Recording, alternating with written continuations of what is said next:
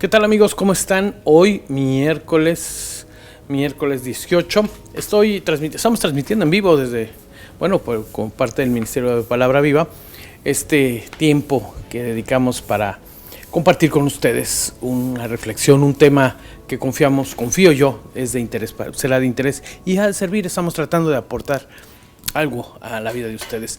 Y hoy en esto que les denominamos Tiempo con Dios. Y bien, como ministerio, pues hoy tengo el privilegio de compartir con ustedes hemos estado hablando de un documento escrito por el apóstol Pablo a los Corintios, esta comunidad en la que él había ministrado en su momento. Y ellos habían sido, como decimos, evangelizados por el apóstol.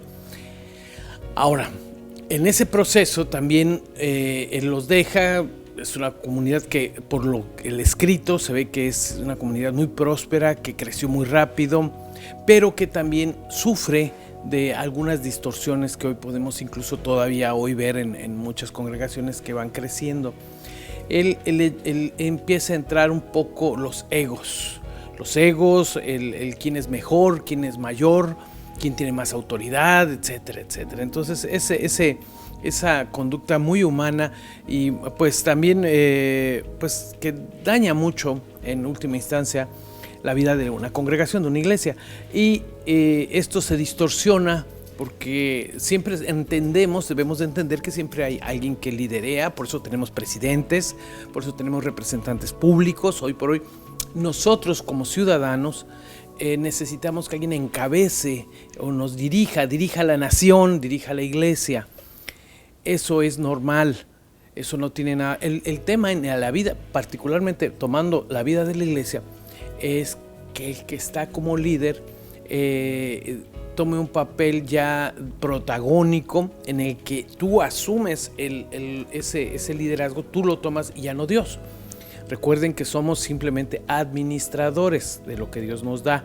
No somos los dueños y empezamos a actuar como dueños. Esto distorsiona el quehacer de la iglesia. En todo este proceso ya Pablo había tomado medidas, lo hemos venido hablando en los días pasados, cómo él toma medidas, los exhorta a que dejen esa actitud, los llama la atención, porque incluso independientemente de ello esto había escalado ya por problemas ya de inmoralidad, incluso hasta en la vida de la iglesia.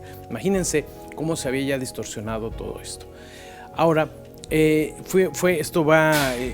exhortación de Pablo va tocando distintos tópicos. Ahora estamos en un punto en el que algunas personas de esta congregación ya, yo me imagino, y esa es una especulación mía, dada el correctivo que él estaba aplicando, pues claro que no les debió haber gustado mucho, algunos seguramente. Y ya empezaron incluso a hacer algunas menciones respecto al liderazgo de Pablo y su autoridad como apóstol. En esta circunstancia él tiene que presentar una explicación, una defensa, digámoslo así, que no había necesidad, yo creo que pero era necesario hacerlo. Era recomendable hacerlo y lo hace él. La primera carta a los Corintios, del capítulo 9, del versículo 1 al 12, Pablo se dirige a los que niegan su apostolado. Dicen, de alguna manera, sí, ¿y tú quién eres para corregirnos? Digámoslo así de manera muy coloquial, es lo que le están diciendo a él, así para que se entienda más fácil. Es lo que le están diciendo, ¿quién eres para corregirnos? Y la congregación de Corinto, sabemos que era el resultado del trabajo de Pablo. Y esta evidencia era por la gente, las personas que habían sido alcanzadas por él y que habían forjado ya esa obra, ese trabajo, esa iglesia que estaba allí en esa ciudad. Pero ahora algunos, de una manera un poco irresponsable, le responden y él tiene que defender su apostolado.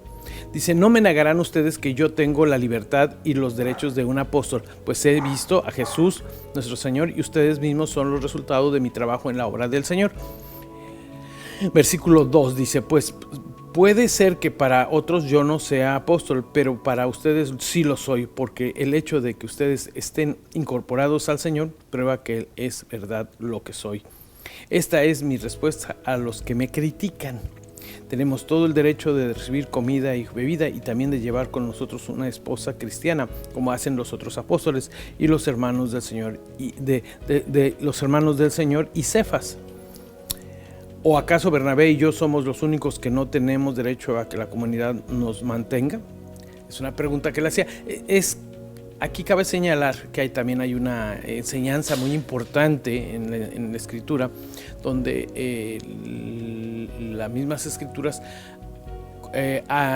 exhortan a la comunidad para que los ministros, los que sirven en la iglesia, trabajan en la iglesia, los pastores, los apóstoles en este caso, que trabajaban de tiempo completo para la vida de la iglesia, fueran apoyados o su salario fuera el fruto de ese trabajo.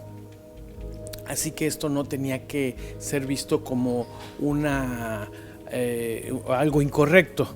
Hoy por hoy en la iglesia, bueno, los pastores viven del ministerio, viven del trabajo que hacen en la iglesia, tienen su salario y con eso viven, tienen que vivir.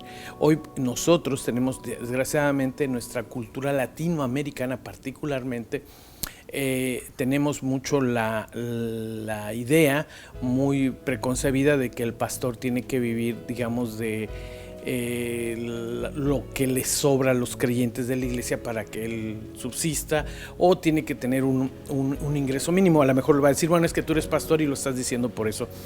El Señor ha sido generoso con un servidor y nos ha permitido vivir dignamente. Tenemos nuestro trabajo, pero también servimos en la congregación. Es una condición como la que Pablo experimentaba, muy parecida, digamos, guardando las distancias, claro, no me estoy comparando, pero él tenía una condición bivocacional. ¿Por qué?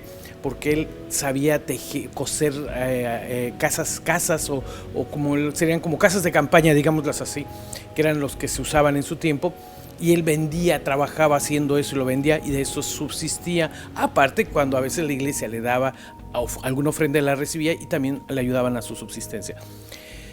Pero él aclara, dice que él, para no ser carga a la iglesia, incluso no les pedía ni siquiera el salario. No pedía salario. O sea, él trabajaba trabajaba independientemente para su sustento, y esto lo hacía como para no ser carga, dice él, para no ser una carga, aunque él lo afirma y dice, ¿o acaso yo no tengo derecho a vivir de mi trabajo como Bernabé y yo, o tener a mi esposa, si es que fuera el caso? Que aclaro, él no estaba casado en ese tiempo, ya les lo he dicho, se asume que él era viudo. Entonces no llevaba a su esposa por eso. Pero decir, ¿acaso Bernabé y yo no podríamos traer nuestras esposas y vivir con ellas? Claro que sí, tenés nuestro derecho a vivir dignamente. ¿Quién sirve como soldado pagándose sus propios gastos? Dice. ¿A poco porque es soldado y sirve a la nación? Y porque es una labor tan digna la que hace un soldado, dice, él tiene que pagarse sus propios gastos, no recibir un salario. ¿Quién cultiva un viñedo y no come de sus uvas? ¿Quién cuida las ovejas y no toma la leche de las ovejas?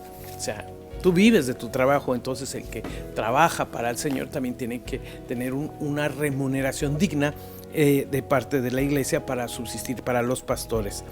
Y no vayan a creer que este es solo una opinión humana, porque la ley de Moisés también lo dice. Entonces yo creo que esto es muy oportuno mencionarlo, porque creo que hoy por hoy los pastores, muchos pastores en México, están viviendo de condiciones mínimas de vida, y yo creo que como congregaciones tenemos una gran responsabilidad para que nuestros pastores vivan dignamente en la condición en la que nos encontremos. Yo no estoy invitando a que una congregación dé más de lo que no tiene. Si estamos en una comunidad de clase media, bueno, pues nuestros pastores tienen que tener la misma condición. Si estamos en una zona rural donde las condiciones son distintas, también vamos a buscar eso. Aquí hay un equilibrio entre lo que se vive, dónde vives y cómo viven. Yo creo que hoy por hoy hay una distorsión muy grave en las iglesias, en las que al pastor se le pide que dé todo sin recibir nada a cambio, o muy poco realmente. Los salarios hoy en el ministerio pastoral están muy reducidos, muy castigados. Y yo sé que las comunidades, México no es una nación de primer mundo y tenemos ciertas condiciones, tampoco estoy hablando, yo digo y lo tengo que dejar bien claro, de que demos lo que no tenemos o tengamos que medrar de la iglesia, porque tampoco estoy hablando de eso. Hay que tener mucho cuidado, porque muchos van a pensar que lo estoy diciendo, dice sí, porque a ti te interesa ganar mucho dinero. Déjenme decirles que yo no cobro en el ministerio y por el trabajo que hacemos, pero para este trabajo en el que Dios nos mandó a llamar, pero sirva como, creo que tengo por eso la condición para poder decirlo, y que las iglesias sean, las congregaciones sean lo suficientemente responsables para que sus pastores no tengan que estar sufriendo o padeciendo de carencias o cuestiones básicas, y tener que estar saliendo a hacer cosas o a trabajar porque no tiene la iglesia la capacidad o no quieren dar o no son capaces de otorgar el salario justo y correcto para un ministro, para un pastor. Tiene que haber justicia y equidad en esto. Entonces yo creo que es una responsabilidad seria la que tenemos allí, y el apóstol Pablo aquí lo hace patente, muy claramente los exhorta porque ya la congregación, yo le digo como una especulación personal, les digo, yo creo que al sentirse llamados la atención, empiezan, entonces reaccionan y dicen, bueno, ¿y tú quién eres? ¿Y tú por qué? Dice, permíteme decirte, dice, yo soy pastor, soy llamado por el Señor, y aun cuando yo debería depender de la iglesia, no lo hago para una forma de demostrar mi independencia que yo tengo y la dependencia que yo tengo de Dios, que eso es bien interesante también, la independencia que tenía de la iglesia en cuanto a que él no debería de estar limitado en nada para poder ministrarlos y exhortarlos si era necesario, pero también en su dependencia de Dios que él tenía para todo lo que él hacía y el ministerio que él cubría en ese tiempo. Una fuerte aclaración y declaración de parte del apóstol Pablo a la congregación, y creo que hoy muy a tiempo y muy vigente para nosotros en este momento también. Se los dejo ahí esto es con lo que, bueno, los dejo en esta noche de tiempo con Dios. Vamos a seguir hablando mañana jueves de este interesante documento que escribe Pablo a los Corintios, la primera carta a los Corintios, que estamos analizando y estudiando desde aquí, desde el Ministerio de Palabra Viva. Me da mucho gusto estar con ustedes. Soy el pastor Andrés Acuña. Los veo mañana por aquí estoy con ustedes. Cuídense mucho, pásenla bien, que tengan muy buenas noches.